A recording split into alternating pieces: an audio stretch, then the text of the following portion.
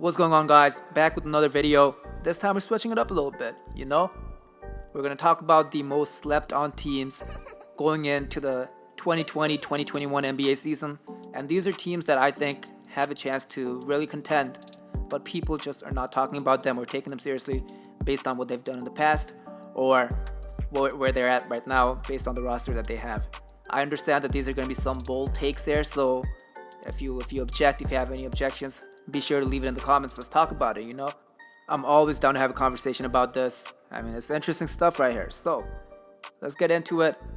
We'll be going through 3 teams, and number 1 is the Philadelphia 76ers. Now, this is really out of nowhere. A lot of people don't expect them to be contenders, but hear me out here. I know there has been a lot of speculation about whether or not Ben Simmons and Joel Embiid could really play together and work as a duo, and anyone who knows basketball will agree that they can actually coexist because it's been proven. We have statistics that show that Ben Simmons and Joel Embiid actually can play together and the team could actually be effective and successful. But in order to really make this work, you need shooters around your team. You need to build a team around them, and you have to kind of identify who the playmaker is going to be. For example, when Jimmy Butler was there, he was the secondary playmaker. That season, I really think that they had a chance to go all the way and potentially actually win the NBA Finals because the Golden State Warriors, they had bodies going down left and right, and we all kind of knew that that whole dynasty was going to be over after that season. So I do think that the Sixers had a solid chance that year to win the NBA championship. And if you look at their team, how they set it up was they had a secondary playmaker after Ben Simmons, who was Jimmy Butler. He had the ball in his hands at times when Simmons could, kind of be used off pick and rolls, and Simmons would be the person in the paint. And it did work out to a certain extent. On top of that, they did have JJ Redick, who is so underrated, who was so underrated to that team specifically. And the things that he just provided for both Embiid and Simmons were just the spacing that he provided was incredible. I've watched the JJ Redick podcast with Joel Embiid as a guest, and the way that they're talking about running those plays, those play actions, and doing the handoff, it was, man, I didn't realize how much of an offensive threat they were that season. When we talk about the Sixers, we always talk about how bad the offense is, especially the last season. And the last time that Ben Simmons and Joel Embiid really worked out together as a duo was in that season, and it was because of shooters like JJ Redick. It was because of playmakers like Jimmy Butler to take the pressure off Ben Simmons. So it has been proven that that combination works when you have the right pieces around you. And this year, when we have a look at the roster, they have Seth Curry. They have Danny Green, who, a lot of people clown him for the past finals performance, but I do think that Danny Green is still a very solid 3-and-D player, and that's something that they were lacking, obviously. On top of that, they do have the defense that Danny Green also provides, so that's great. On top of that, they signed Dwight, who I thought was a huge pickup for them, because in order to match up with teams like the Nets, who have 2 solid big men, DJ and Jared Allen, Dwight and Joel Embiid will be, I think, are the far more superior duo in terms of big men when it comes to that matchup. So I think for certain matchups in the East, another guy who kind of is under the radar right now, a big man, is Tony Bradley, who came over from the Utah Jazz. I'm not sure how he ended up there in Philly, to be honest with you. I gotta look at the trades, but he is another solid rebounder and backup role player to kind of fulfill that front court in Philly. So I think that was a very, very interesting signing. And lastly, before I forget, Tyrese Maxey. Man, I'm not sure if anyone's seen the preseason games, but Tyrese Maxey looks NBA ready. Like, this guy looks like he could fulfill a role similar to Jimmy Butler. Obviously he's not on the level of Jimmy Butler, but what I've seen based on the preseason so far is that Tyrese Maxey has playmaking ability. He could take guys off the dribble and get to the rim, and then he's going to be surrounded by shooters who, again, Danny Green, Seth Curry. So if he just kicks it out to them, even Joel Embiid, who could stretch the floor. If Tyrese Maxey is somehow able to better his playmaking, improve on that, especially playing alongside Ben Simmons, I'm sure that he'll learn a thing or two. And if he could take that and put that in his game, man, I think he could be a Jimmy Butler-like player for the Sixers for this upcoming season, who can kind of fill that playmaking void that they have on the team right now. Not to mention Shake Milton, another great role player who I think will continue to improve. So the Sixers all around, I just don't think people are taking them seriously because of how the season ended last year. However, man, don't be surprised if the Sixers come out of the East and make it to the finals. I currently have them going to the Eastern Conference Finals. So the Sixers are definitely very high on my list in terms of potential upsets, potential contenders for the season. Now, the next team that we're going to talk about is out west. And we are talking about the Portland Trailblazers. This is such a sleeper pick to me, and I think, and again, this is going to be another team that just hasn't fulfilled that potential over the past few years. And they did reach the conference finals 2 years ago.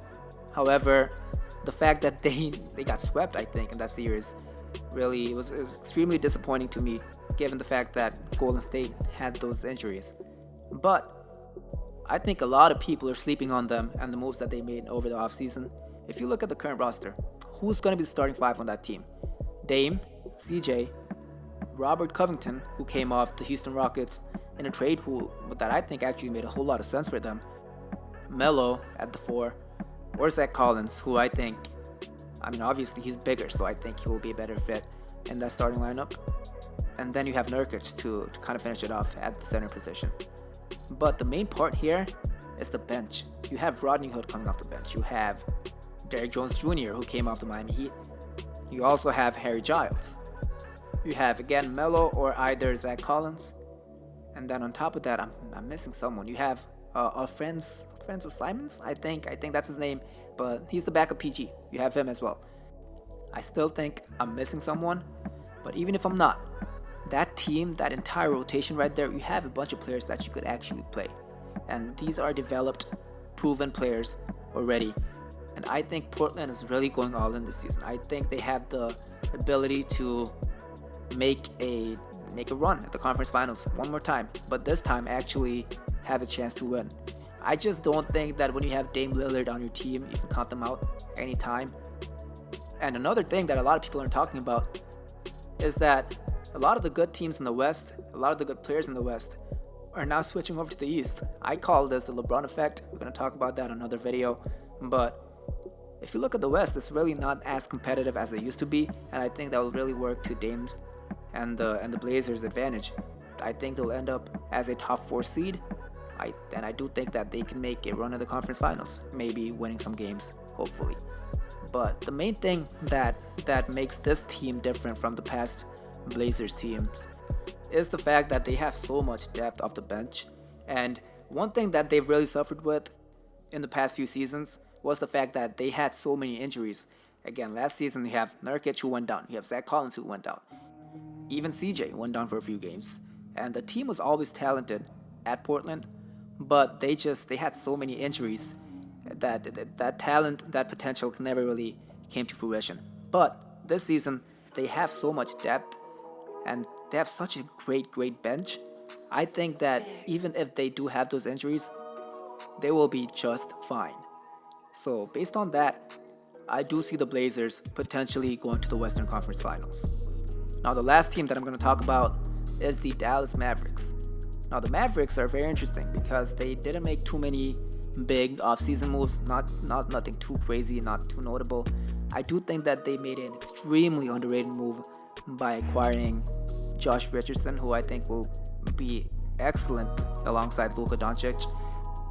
They also did bring in Willie Cauley-Stein, who I think actually played there before in the previous season, if I'm not mistaken. But those were the two notable offseason moves that they made. But with the Mavericks, I'm not even looking at the offseason moves. I'm looking at the fact that they now have 1 year of experience with Luka and Porzingis playing together. That is huge because Luka and Porzingis, they already, I think if they were both on that team during the playoffs, I do think that they would have gotten past the Clippers. And for a duo to have that much success right away in the first year really tells you a lot about how much potential they really have together. And now that they have a full year under their belt, I think this is going to be probably one of the most exciting duos in the NBA, to be honest, right? So I think the Mavericks, just based off the fact that they have that chemistry built up between Luka and Porzingis, and I'm also assuming that they're both going to be healthy. If they are one of the scariest teams in the West. I don't think anybody wants to see them. Just as a refresher, the 2019-2020 Dallas Mavericks had the best offensive rating in NBA history.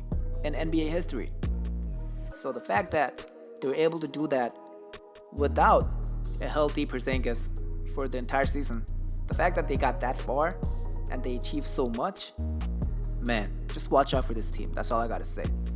Again, the Josh Richardson trade, I think, was very underrated. It was one of the trades that I think is actually a win-win for both sides. I think he's gonna help out so much just being in that backcourt with Luka Doncic because he provides that defense. So on the defensive end, now some of the pressure is taken off Luka. For this season, the way that I'm looking at it, how I see the Dallas Mavericks performing is gonna be very similar to how the Denver Nuggets performed and kind of overachieved a little bit. I think that the Nuggets took a huge step back this offseason. It's going to take them some time, some moves maybe, to get back to where they were. So right now, I'm really not believing in the Nuggets. So I do think that for a team like the Mavericks, who are kind of on that edge, just kind of on the verge of going to the next level and being a contender, this is where they step in. And a team like the Nuggets, who I think will take a step back, the Mavericks can easily take them over as the second or third best team in the Western Conference. My prediction for them is similar to the Blazers. I do think that either one of those teams could make it to the NBA Western Conference Finals this season. So, after all that, the three teams, again, just to reiterate, the three teams that I think are being slept on the most going into the season as contenders are Philadelphia 76ers, the Dallas Mavericks, and the Portland Trail Blazers.